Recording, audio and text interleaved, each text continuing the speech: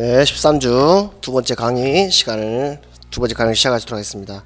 자, 앞 시간에 어딘지 네 가지 학습 원리, 역동수행 원리, 구성의 원리, 지각적 다양성의 원리, 수학적 다양성 원리를 공부했습니다.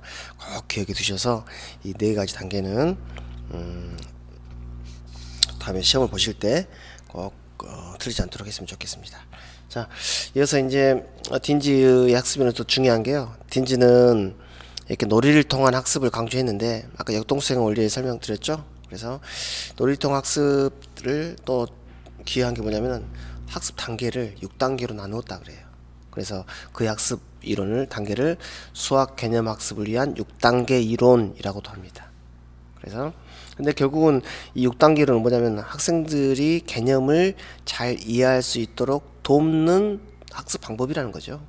그래서 6단계의 이런 학습 이론 6단계 학습 과정은 결국 추상화의 과정을 돕는데 도움이 되는 학습 방법을 찾기 위한 겁니다. 이해가셨습니까?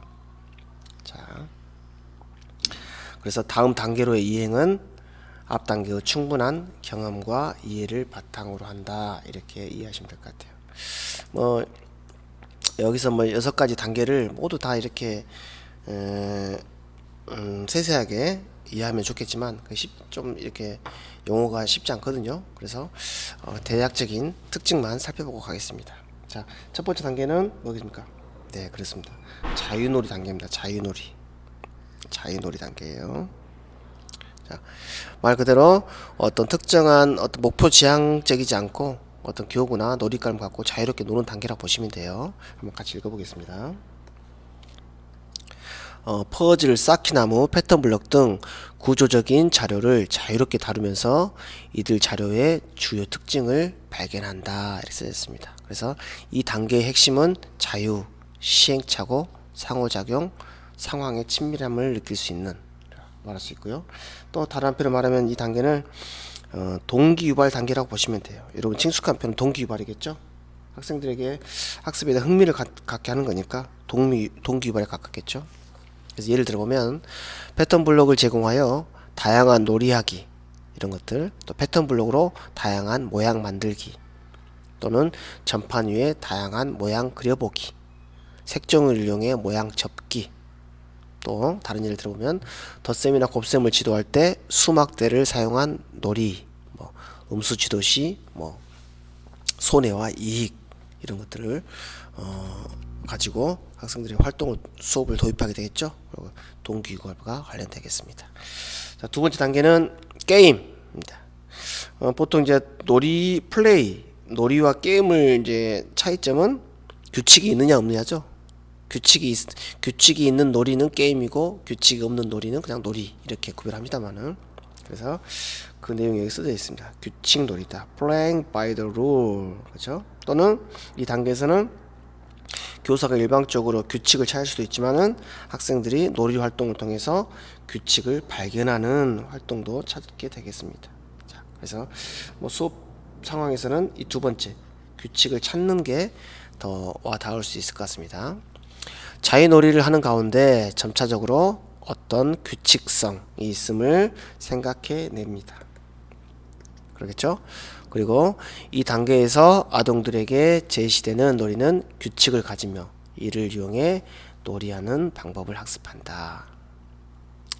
이 단계의 핵심은 규칙성이라고 볼 수 있습니다. 이때 규칙성은 학습자들이 발견하기를 바라는 구조의 원시적, 초보적인 형태라 할 수 있겠습니다. 예를 들어서 패턴 블록을 가지고 이렇게 비슷한 모양끼리 모아보는 이제 앞에서는 자유놀이 단계에서는 패턴 블록을 주고 아까 말했던 DNS의 속성 블록 있죠? 이런 패턴 블록을 주고 자유롭게 놀아보는 활동이 자유놀이 단계예요. 패턴 블록에 이제 친해지는 거죠. 그러다가 이 게임 단계에서는 바로 그거예요. 규칙을 정해주는 거죠. 뭐 같은 모양끼리 모아보세요 라는 규칙을 주는 거죠. 같은 모양끼리 모아보세요. 그럼 아이들이 뭐 삼각형대로 사각형대로 모으겠죠. 그러겠죠. 이 단계가 바로 규칙 놀이 단계라고 보시면 돼요. 그렇죠? 그러면 애들이 같은 모양끼리 모아보면 삼각형 모으고 사각형 모으고 오각형 따로 모이겠죠. 그러면은 명확하지 않지만 나름대로 사각형끼리 모았다는 것은 그 모양에서의 모양 사각형이 갖는 또 암묵적인 특징을 인식했다는 증거겠죠. 아직 그것들을 꼭지점이니 선분이니 각이니 이런 수학적 용어를 사용하지 않았지만 형태가 비슷하다는 관점에서 어떤 전체적인 공통점을 인식하는 단계라고 보시면 되겠습니다. 세 번째 단계에서는 이제 공통성을 탐구하는 단계로 나옵니다. 이제 앞에서 패턴 블럭을 그것도 같은 모양끼리 묶었다면은 같은 묶음으로 분류된 그 도형들의 특징을 이제 추출해내는 거죠. 자, 한번 읽어보겠습니다. 수학적 개념을 추상하는 활동으로 이를 위해서는 여러 경험을 통해 공통적인 것을 추출하는 경험과 관계없는 것을 제거하는 경험을 하도록 해야 한다. 그렇죠? 좀 시간이 지났습니다만은 우리가 학기 초에 추상화를 배웠죠. 추상화가 뭔가요? 추상화가 어떻게 정했죠? 그렇죠. 공통적인 요소는 추출하고, 그렇죠. 공통적이지 않는 요소는 버린다 게 핵심이라고 그랬죠. 그래서 이게 바로 이 공통성 탐구의 단계가 바로 학생들의 수학적 개념을 추상화할 수 있는 단계라고 보시면 될 것 같습니다.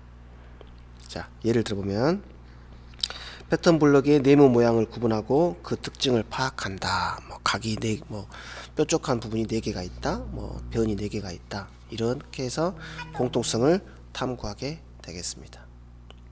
됐습니까? 자, 이번에는 네 번째 단계 표현 단계입니다.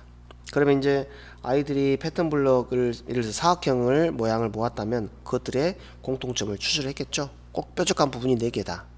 아직 뭐 꼭지점이라든지 변이라는 것을 배우지 않았으니까 뾰족한 부분이 4개이다. 뭐 각진 곳이 굽은 곳이 4곳이 있다. 이런 자신만의 용어로 표현하는 게 바로 공통성 탐구 단계였어요. 그 다음 단계는 뭐냐면은 이런 자신만의 용어를 보다 어떤 수학적인 정연된 용어를 통해서 그것들을 정리하는 단계가 되겠습니다. 그래서 그것이 표현 단계가 되겠습니다. 전 단계에서 추출한 공통점을 시각적인 형태로 표현하는 단계다. 그래서 여기서 초등수학과 관련 지에서는 이름짓기 활동이 바로 여기에 들어가죠. 아이들이 사각형을 분류를 했다면은 거기에다 이름을 지어보는 거죠. 그래서 뭐 변이 4개인 도형, 변이라는 것도 배우지 않네요. 각진 부분이 4개인 도형, 뾰족점이 4개인 도형, 이렇게 해서 나름대로의 이름을 지어보는 활동이 바로 여기에 해당된다고 보시면 되겠습니다. 이제 바는요, 이제 뭐 생략할 수도 있고, 나름대로 이제, 교과서나 형식보다 더 추상적인 용어나 개념을 습득하는 단계로 보시면 되겠습니다. 자, 자기 나름대로 표현한 개념을 수학적 기호를 이용하여 표현. 그렇죠? 여기서 나름대로 이름짓기를 했다 그랬죠? 여기서 이름짓기를 했는데 이것은 이제 수학적인 용어. 그래서 예를 들어서 아이들이 사각형에 대해서 예를 들어서 뾰족 변이 4개인 도형이다 이렇게 딱 합시다. 예를 들어서 변이 4개인 도형이다. 아니죠? 아이들 이름짓기니까 했겠죠? 그래서 그렇다 합시다. 변이 4개인 도형이다. 변이 4개인 사각형이다. 도형이다. 이렇게 지었다면 여기서 뭐라고 했어요? 여기서는 이제 사각형이다. 이런 용어로 정리를 해준다는 거죠. 이렇게 나름대로 이름을 지었다면 기호화 단계에서는 어떤 수학에서 통용되는 용어로 정리를 해주는 단계가 되겠습니다. 그렇죠? 자, 파악은 형식화 단계, 규칙을 말할 수 있는 단계이다. 이렇게 이해하시면 될 것 같습니다. 자, 그래서 반일에 죄송합니다. DNS의 노래학습 6가지 단계를 공부를 했습니다. 그래서 저도 여러분처럼 임용고사 볼 때 이 부분을 공부한 적이 있는데요. 그래서 저는 그냥 앞 글자만 따서 외웠던 것 같아요. 자유놀이 단계, 게임 단계, 자계, 공통성 탐구 단계, 표현 단계, 자계, 공표, 기형 이렇게 외웠던 것 같아요. 왜 저는 이렇게 잘 외워지냐면요. 제 친구가 기형이라는 친구가 있었거든요. 근데 기형이랑 기숙사에 살았으니까 자, 기형아 자계 공표해라 이렇게 외웠던 것 같습니다. 기형아 자계 공표해라 이렇게. 그래서 기형이는 친구 이름이니까 뒤로 빼고 자계 공표 기형 이렇게 외웠던 기억이 지금도 생생하네요. 네, 지금까지 딘스의 학습 원리, 그 다음에 6가지 학습 단계를 중점적으로 살펴봤습니다. 자, 어쨌든 딘스는 이렇게 앞서 말씀드렸지만은 4가지 학습 원리, 그 다음에 6가지 학습 단계 정도는 머릿속에 꼭 외우고 있었으면 좋겠습니다. 아시겠습니까? 자, 이어서 13주차 두 번째 주제, 반힐이라는 학습 수준 이론을 살펴보겠습니다. 반힐은 네덜란드 사람입니다. 네덜란드. 그렇죠? 그래서 우리가 주로 반힐은 도형 있죠, 도형. 우리가 피아제 같은 거는 아동들의 어떤 일반적인 사고 발달 수준을 나누었죠. 그런데 이 반힐 같은 경우는 어떤 기하적 사고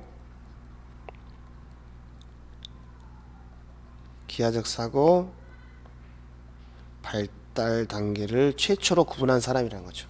그래서 지금도 이 반힐의 어떤 기하적 사고 발달 단계는 모든 수학 교과서라든지 모든 수학 교육에 그대로 접목되고 있습니다. 그렇죠?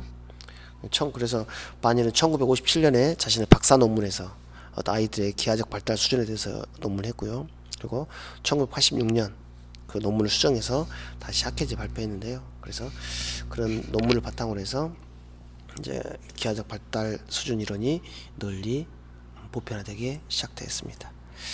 같이 보겠습니다. 자, 반일의 기하적 발달 수준 보겠습니다. 자, 여기 보시면은 아동의 사고, 죄송합니다. 근데 한번 배경을 간단히 말씀드리면요. 이 반일은 교사였어요. 교사인데 자기가 교사가 학생들에게 열심히 설명을 해요. 그럼 아이들이 고개를 끄덕끄덕하고 이해하고 알아들었겠지라고 생각했겠죠.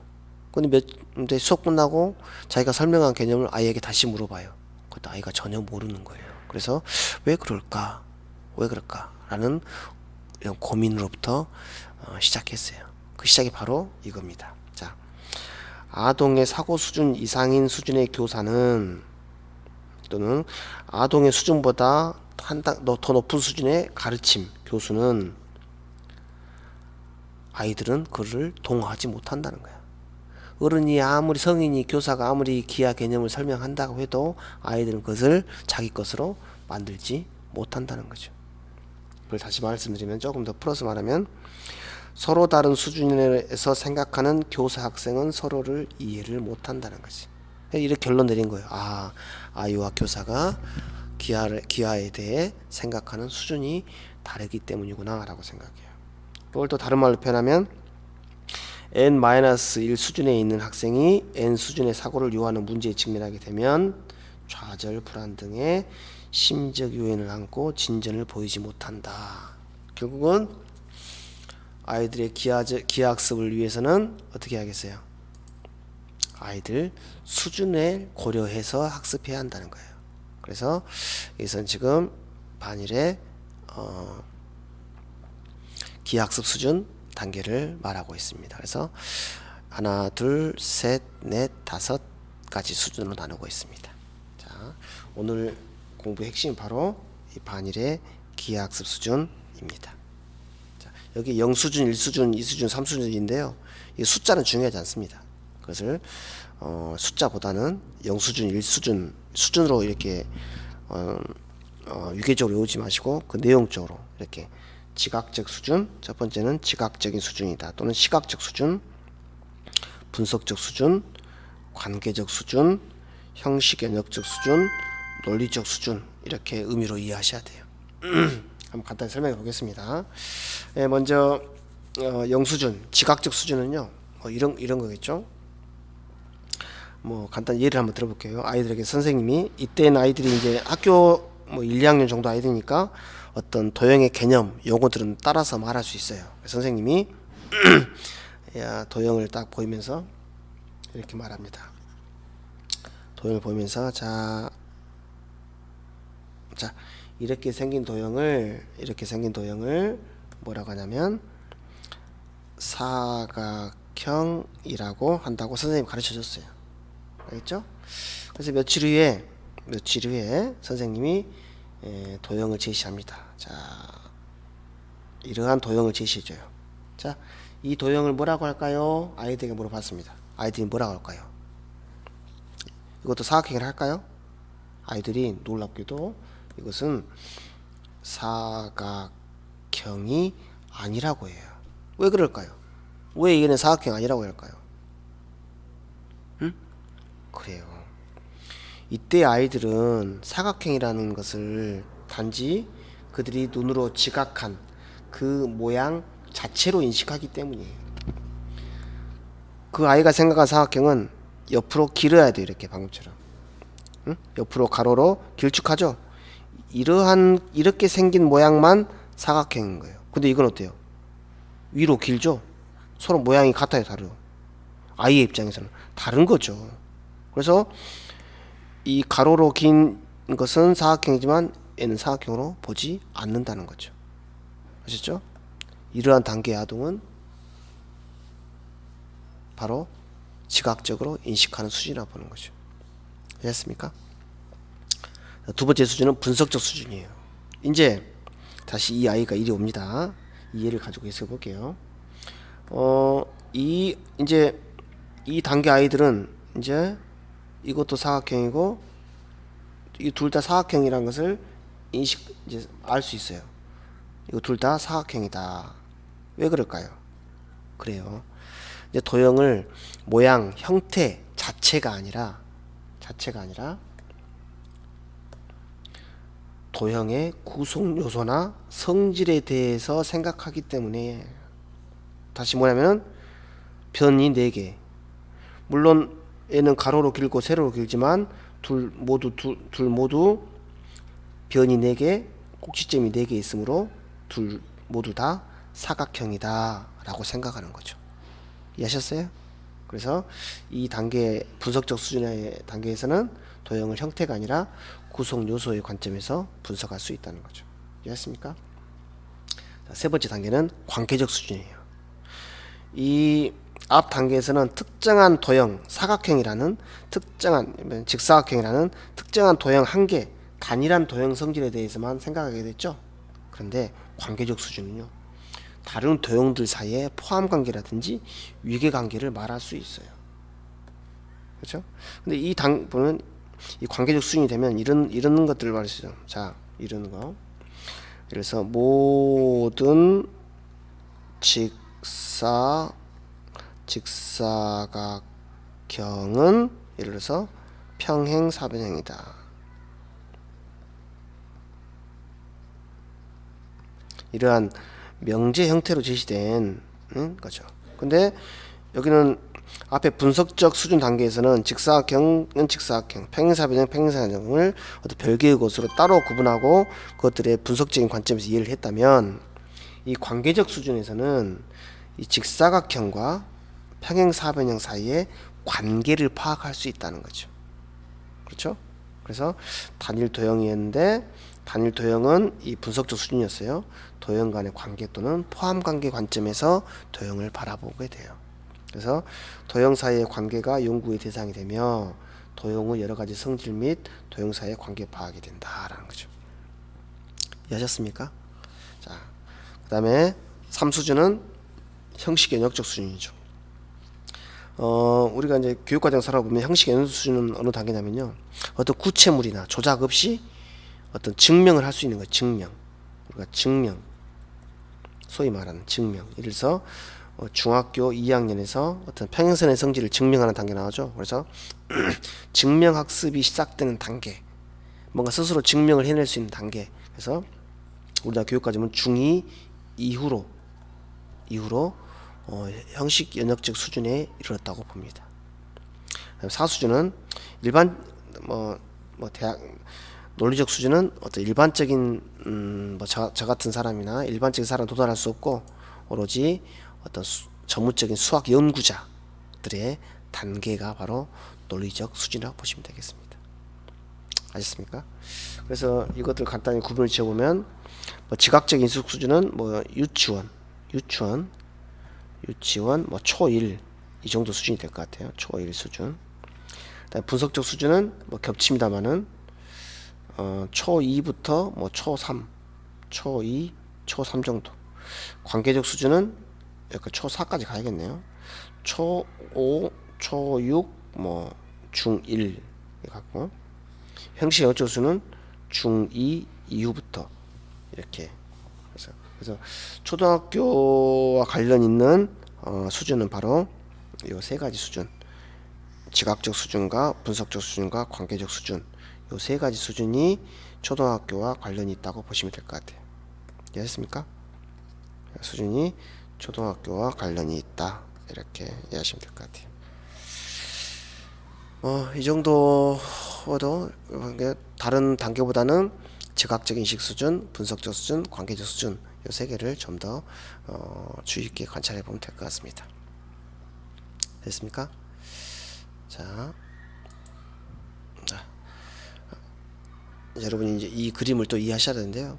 반일 이론의 기본적인 아이디어는 수학적 사고 활동이란 경험의 세계를 조직하는 활동이며, 한 수준에서 경험을 정리하는 수단이 새로운 경험의 대상으로 의식되어 그것을 조직하라는 활동을 이루어지게 되면서 그 다음의 수준으로 비약을 하게 되는 과정을 반복하는데, 수학의 학습 지도는 그러한 사이클을 재발명해 가도록 되어야 한다.